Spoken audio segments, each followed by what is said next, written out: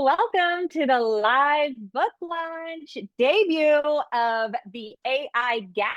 And I have the author here, Erica Rooney. Definitely want to say cheers on her first day of her second book launch, the AI Gap. Woo! So Here we let's go. pop some champagne and talk about the book. Yeah, I love it. Okay, that was wild. And now there's confetti everywhere. Yes. Oh my goodness. I've got it in my Fresca here. But yes, cheers, cheers, cheers. Thank you. Oh my goodness. And thank you everybody for joining the live LinkedIn launch. Y'all, I could not think of a better way to do this. And my dear friend Abigail, who is having the most bomb.com Women AI conference tomorrow. And so I will be there. But Abigail, before we even talk about the AI Gap, tell us all about the conference. It's already sold out, y'all. So you're not going to be able to make it to this one, but you kind of got to hear about it, get a little bit of FOMO going on. Go ahead, Abigail. Yeah, thank you so much. I am co-partnering on an amazing AI for Women conference. You and I both are so aligned with we know that the need for AI specifically being taught to women and how women specifically naturally learn it. Um, and some of those statistics that are out there, I definitely want to go into it because your book really dives into those statistics. But we both are so aligned with how we know that women need to adopt it in a different way than our male counterparts. This book is all about rising above those statistics, figuring out exactly practical insights on how we as women can and empower ourselves. So you gave me an early copy of this. You're going to be a moderator tomorrow at our State of AI for Women conference. So that's another exciting thing but it's June 2nd here in Durham, and we will be having more to come. So as you said, we are sold out, But get the TBD for more. FOMO. Y'all can Yeah. follow the posts online. We'll all do recap posts. So you'll get as much information as possible. But you definitely want to follow her if you're not already, because she'll be talking about all of this as we continue on. Any future conferences she'll be talking about. And then you can be in the know. Well, speaking about past, current, future, okay, this is your second book, Erica. Yes. Tell me a little bit more about your first book and why we got here. Glass ceilings and sticky floors was your first, and now remind me, what was the difference in timeline between your first coming out Ooh. and this one, the Yes. AI gap? That is such a great question. And, I wrote my first book way back when I was becoming a speaker. I was starting to get booked on stages, but it's like, what's the thing that differentiates you? And I was told you have to write a book. Like, that is what people do. And I was like, okay, well, I can do that. So I wrote a book and I loved that book. I was so proud of that book. I still am so proud of that book. But that was like the book that I should write. It was like a business goal, it was a suggestion. It was always like, there is a reason and I'm getting this done. And so that book came out in November of 2024. It took me almost 2 years, girl, to publish, which is wild to think about it. But I was working a full-time job as a chief people officer. I was traveling. I had two kids. AI was not that mainstream back in the day. And I'm sure Mm-hmm. we'll talk about like how much did I use AI in this new book, but AI was just like hitting the mainstream market when I was in my final stage of edits for glass ceilings. And I would use it for like, give me a better word than collaborate, because I've used that 10 times already. And I was like, Right. man, I love how it just gives me 15 words. Yeah. And it's so much easier to look at than like Merriam-Webster-Dictionary.com. Like, this is awesome. So then flash forward and I really start getting into AI. I start learning about it. I start teaching it. I start ingraining it in all of my processes and practices. And I start looking around me and I see that nobody else is using it around me. Like none of my Mm-hmm. mom friends, none of Right. the people I know in any of my circles. Yes, my Mm-hmm. women in tech friends are, but it was like overwhelmingly different for me when I was Mm-hmm. looking at men versus women. And then, of course, knowing everything that I know about women being held down the ladder, right? From the broken rung to the glass ceiling to the glass cliff, from the pay gap to the leadership gap to the representation gap. I mean, it's just ad nauseum, right? And I Yeah. remember all of a sudden having this very big, like, oh shit moment that we have AI here. And if we are not all up in it, like as Hmm. much as we possibly can, we're going to have another gap and they're going to coin it the AI gap. And I just knew it. And I was like, Yeah. I have got to write a book about the AI gap, but it's got to be different. And it's got to be Mm. about like that future forward looking, making sure that women don't get left out of the story. And so it's just a very That's different vibe, fantastic. girl, a very different feeling, you know? Yeah, yeah. I love that you use the word like I was compelled to write this because you did notice just as you said, like a gap in the market, a gap in the conversation. I felt very similar. Like I'm just looking around at my mom friends, at everyone around me. I was using um pre-chat GPT, before that even came out. I was working with a different frontier model at the time. And so I always kind of felt very ahead of it, but still feel very far behind, even as someone who's in AI right now. I want to bring up more women around me. So I love that like compelling word that you're using there because um rising tides lift all boats. We as women, we as moms, we as entrepreneurs ourselves, and also having some more information than the average woman out there. That's just we I love that you had to write a book for this, and you give so many practical insights within this book. Um, you mentioned briefly offline, if you spent 2 years compelling writing this first book, the sticky floors glass ceilings, and then that backwards, glass ceilings sticky floors, A lot of people do that. Concept's still there. and then for the AI gap, women power and the next great leap, we're able to write this book and publish it in record time. So tell me a little bit more about able to publish it so quickly, why you wanted to publish it so quickly, and how poignant this information is that you need to purchase it today. It is available online on Amazon today. Um, can't wait to get my physical copy tomorrow from you, get it That's right. signed. Yes. But yeah, tell me more. Yeah. So you're right. 2 something years to write the first book. And that was because I was buying all of these other hardback books, like all the ones you see behind me on women's studies. And I was highlighting them and underlining them and writing thoughts down. And when it came to this second book, I remember having the idea and thinking I've got to get this out fast because I can't do 2 years because I've already seen how fast AI moves. If I'm waiting 2 years, like this book is going to be obsolete. This is ridiculous. Hmm. And so I reached out to my editor from my first book and I was like, all right, girl, here's my plan. Do you think we could get it out by like March? And she's like, well, I'll give you a very strict timeline. And like, as long as you adhere to it, and you stick to it, I'll edit it. We'll be good. It'll be that back and forth, and you can have it ready to hand over to the next route, which, I did self-publishing for this because traditional publishing, again, that time that it would have taken would have Yeah. completely just made the book obsolete. So I said, let's do it.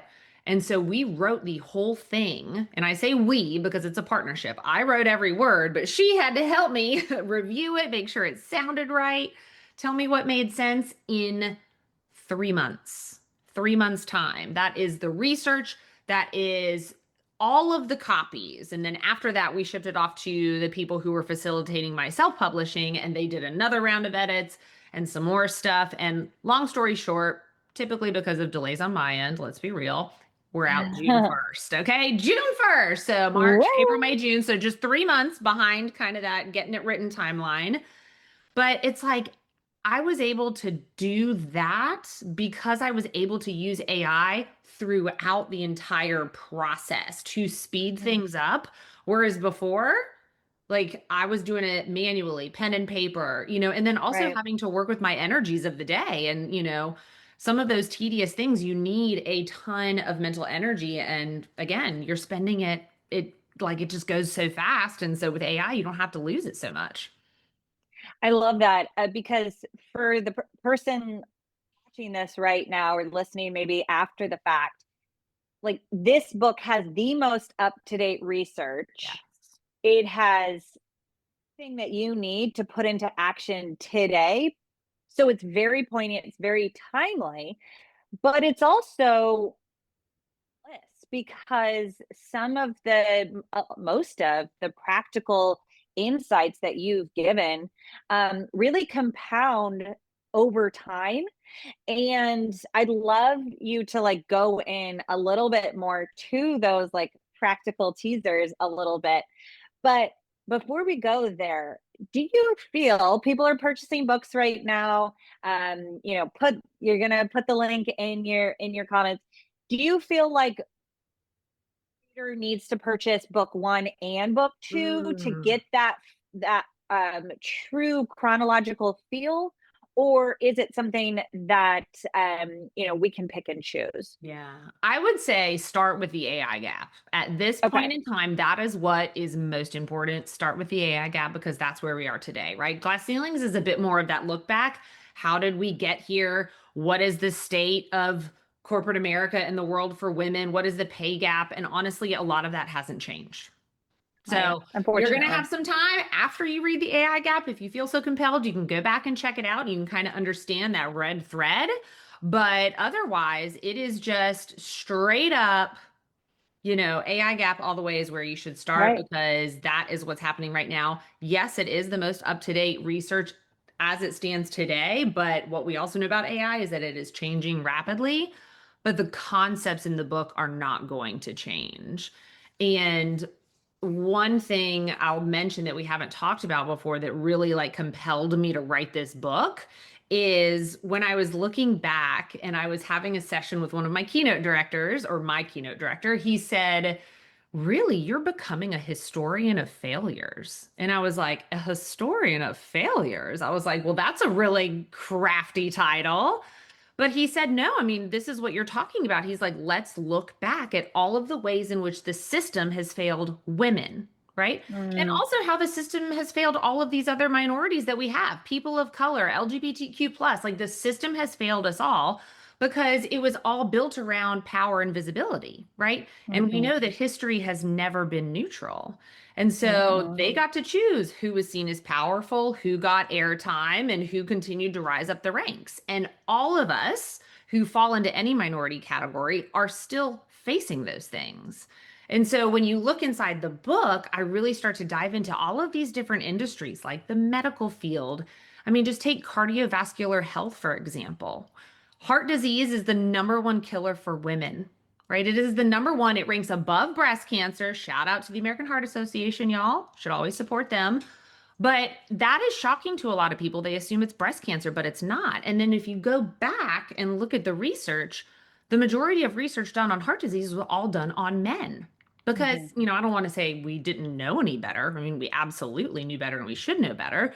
But it was just something that we did. It was like, nope, that's fine. That counts for all humans, right? And we know that females have very different signs and symptoms. We would start showing up to the emergency rooms with totally different explanations for what was going on in our body. And they would be like, oh, no, no, no, you have anxiety, you have stress, go ahead and go home.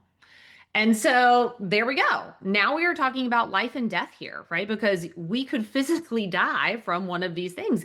And AI scales everything that's in the data, right? It moves it mhm, faster. When we look at car safety systems, this floored me, but they did not start using female crash dummies until like the 1980s, 1990s.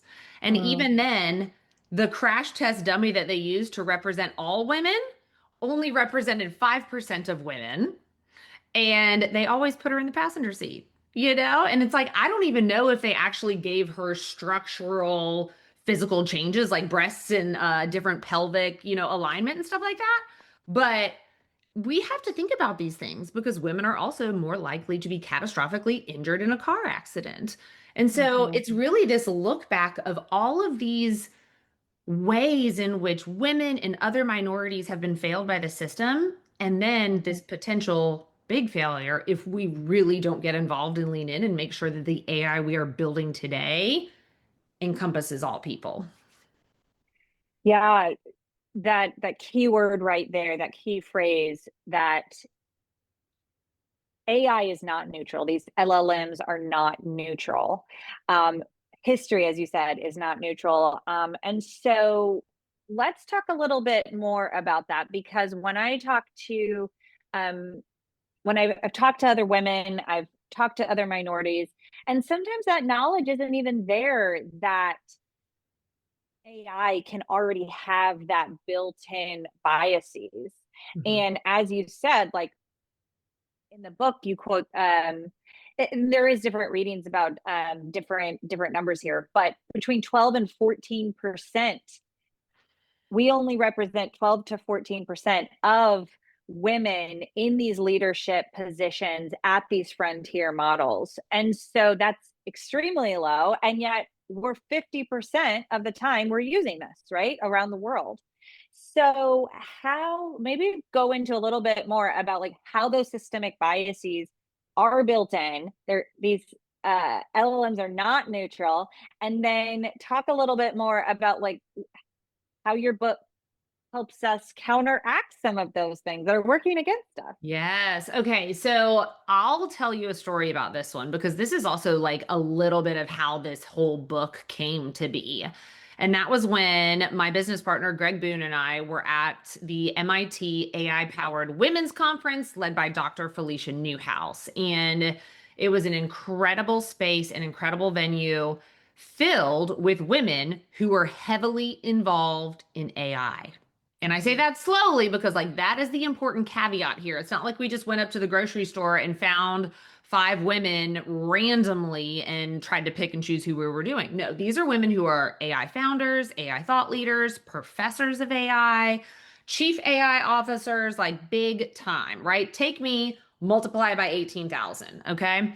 And they were all out at dinner. I stayed home that night, but I woke up the next morning to the WhatsApp group with this big, large group of women that I'm a part of. And it was just all of these images.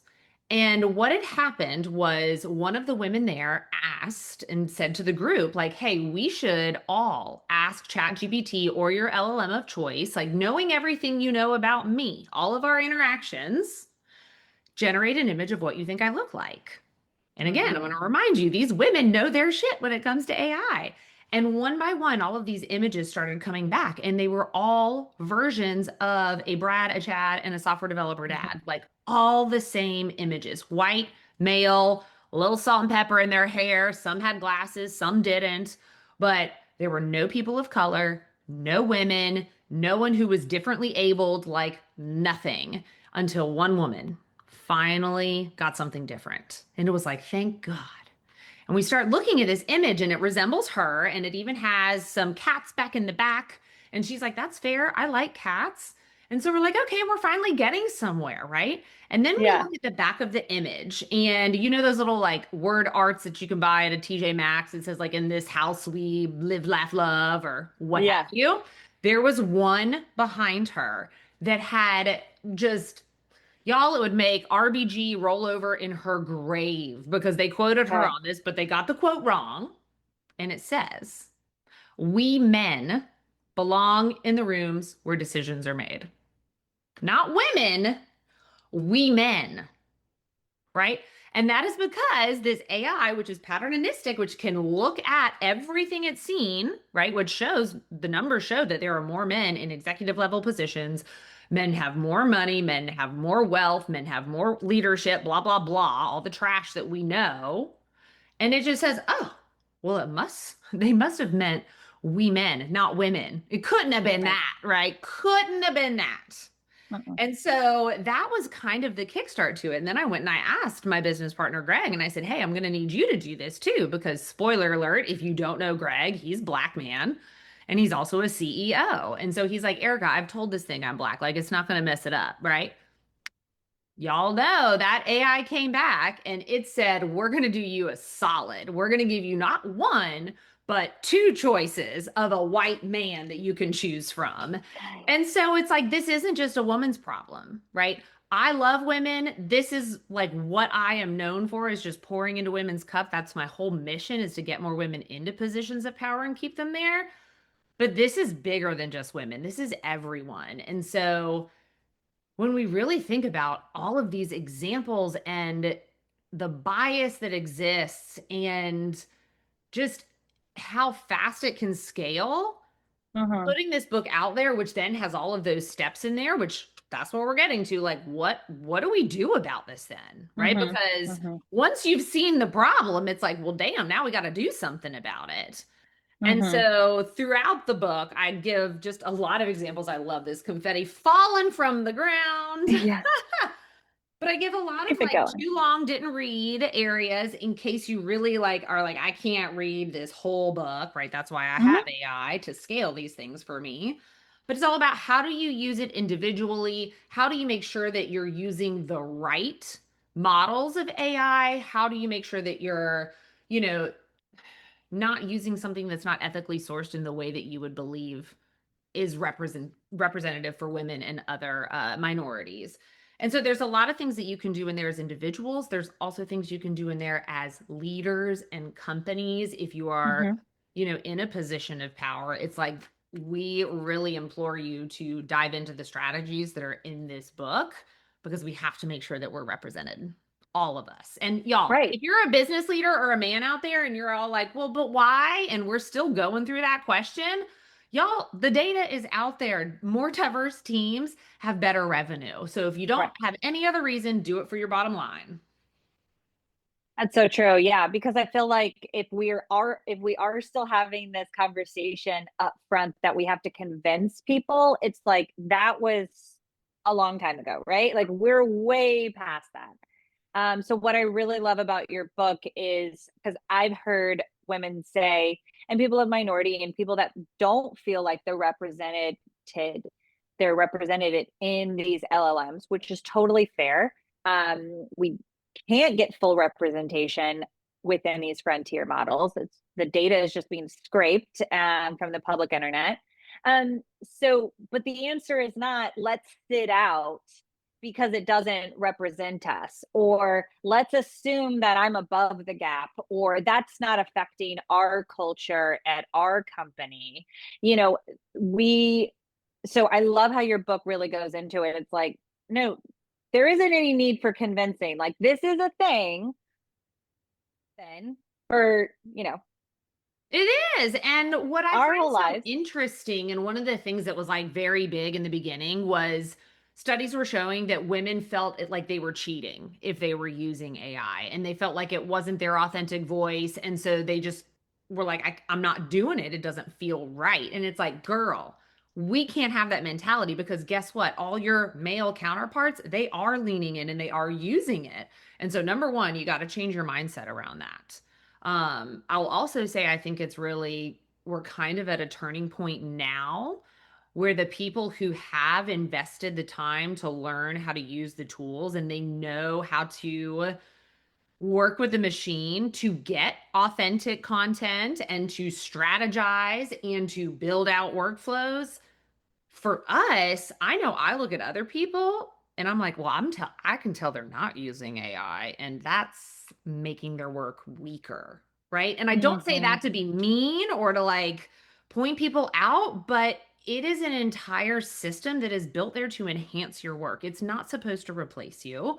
It's supposed to enhance everything you do and remove all the bull shiza, you know, admin work that you don't want to do. Right. And that's what's important. But we, especially as women, we have to lean in. And in the book, I remember right at the very end, at the last edit, there was one change I had to make because when I wrote the book, there were like zero women in an executive stakeholder position at any of these big AI companies. Like Mm-hmm. zero. And at the Mm-hmm. very end, one person got into a position, and I was like, oh my gosh. And I can't remember off the top of my head right now. It's in the book, y'all. Yeah.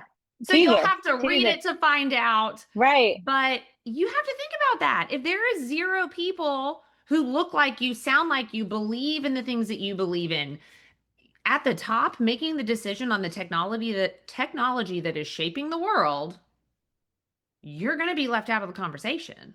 And Mm-hmm. as fast as this technology is moving and the power and the visibility that it creates, like you have to lean in. Right. Yeah. No, I love that. Keep hearing the confidence gap, right? That 25, we're less likely, women are less likely by 25%. Sometimes it's 22 to 25% less likely to use AI, even when all access is there. And you really dig deeper and you say, you know what? It's not just about confidence. There's something really, there's a deeper story here. So maybe without giving away too much, what is that deeper story? What do we need to know that's not so obvious on paper?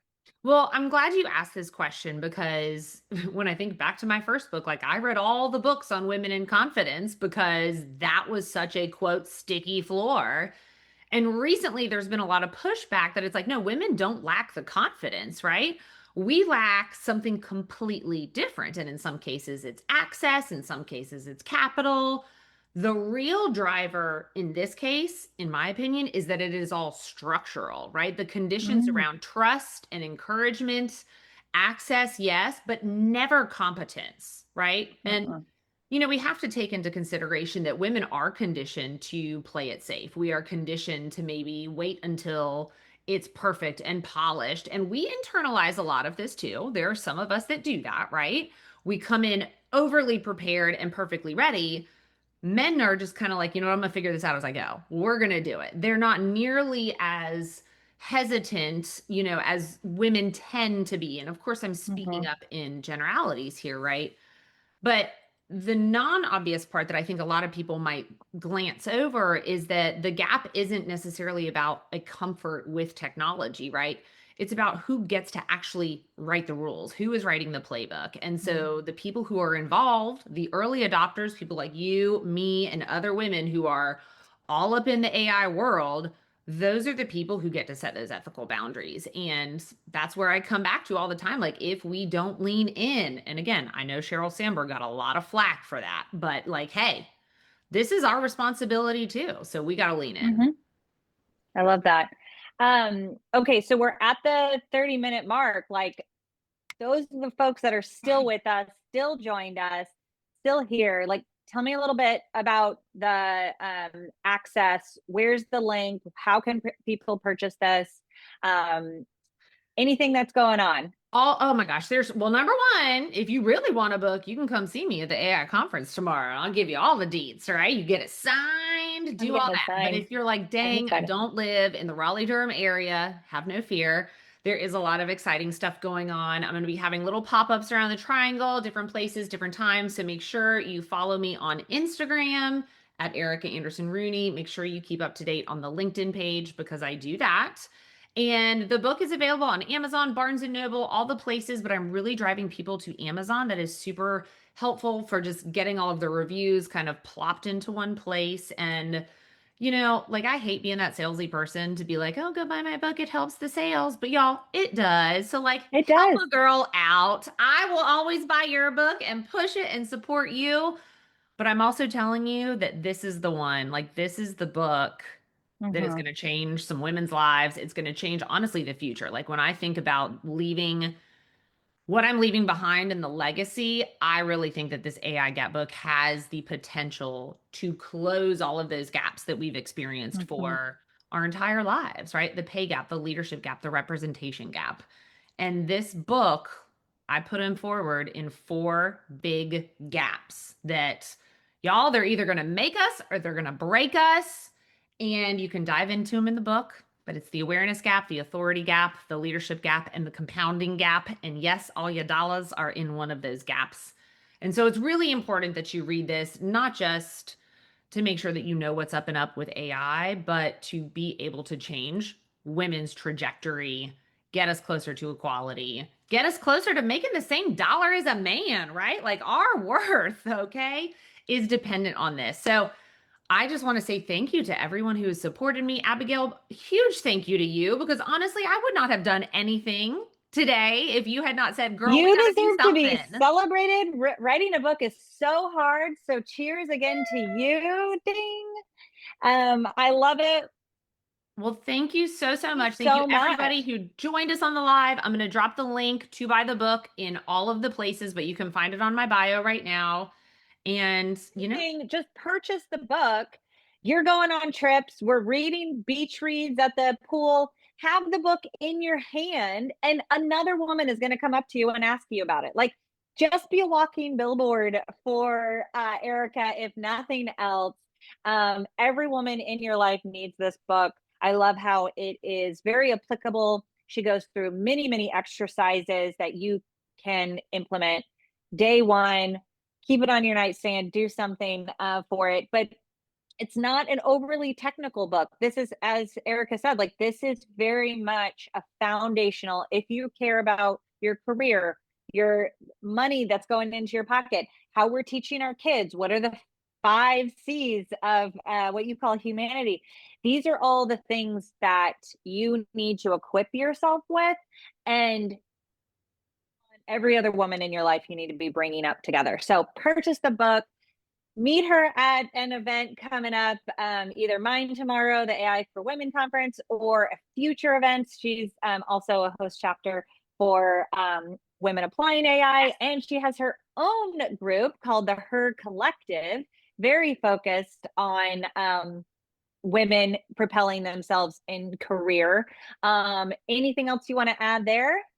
You know what? I'm glad you brought that up because I think what a lot of people don't realize is that Her Collective is very AI focused and very AI education. And it is the only women's platform out there right now that has such a consistent touch point. I mean, the women who come are getting executive education, AI education, like where do we point and click, and how do we talk to the machine? And they're getting this incredible network of women who, I mean, they blow me away every day. So if you're into AI, if you want to learn more, if you're a newbie at it, that's a great place to start. You can join us. Hit me up. I'll give you a free session. I'd like for people to try the vibe before they buy, just because we want to make sure you love it there. But Abigail, thank you so much. I will Thank say, you. let's have some more confetti Woo! fun. This is More gonna bubbly be midday. crazy to pick up, but I'm here for it. The celebration was worth it. Thank you, thank you, thank you. Yeah.